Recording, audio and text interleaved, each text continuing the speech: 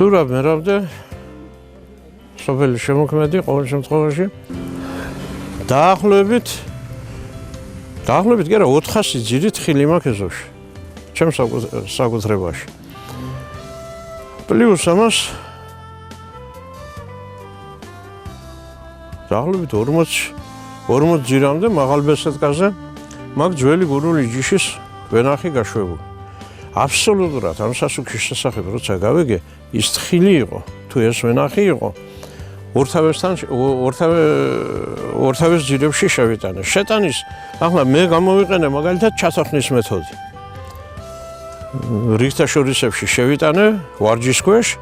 ორთავე მხრიდან და შემდეგ ჩავთოხნე არის მეორე ვარიანტი შეტანის ჩაბარვით შეიძლება ჩაბარვა უკეთესი არის რა თქმა უნდა თუ საშუალება აქვს გლეხს და ის ხელის მოტობლოკები რო არის მოტოკულტივატორები იმითი არაჩვეულებრივია თუ კი ამის საშუალება აქვს ადამიანს და გააკეთებს კი ახარჯებთან დაკავშირებული დაშრომასთან მაგრამ სამაგერო ახლა ეს გააჩნია კიდე რელიეფსაც იმ მოტობლოკს ქანობზე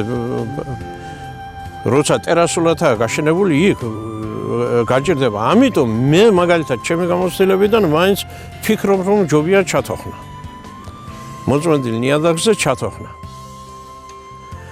რა ვიცი ახლა რეკლამა რო ნახე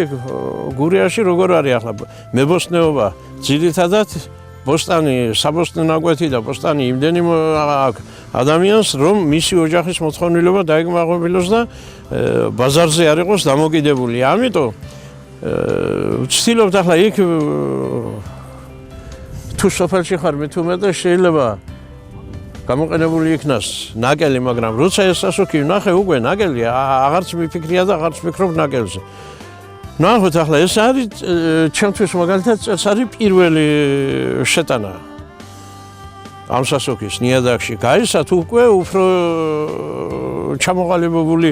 მექნება აზრი, გამოცდილებაც მექნება ამისი. ახლა ფაქტიურად ეს რაც გავაკეთე, ეს რეკლამიდან გამომდინარე გავაკეთე. და ასეა ყოველთვის ახალი საქმე თუ რაღაც შედეგი არ დაინახე, მანამდე არ იგი, მაგრამ არ ამგონია რომ შედეგი არ დაურჩეს ამას სერიოზულით. ახლა როგორც იგეწერა მინერალური სასუქი აღარ იქნება შესაძლებელი. ჯერ მარტო მაგია ვებერთელა შედეგი, რომ ნაყოფს, რომელიც მინერალური სასუქით არ არის მოყვანილი, ბევრად უფრო ხარისხიანიც არის და მარგებელიც არის ორგანიზმისთვის. ის მინერალური სასუქები ქიმია არანაირად არა მისაღები ჩემი აზრით.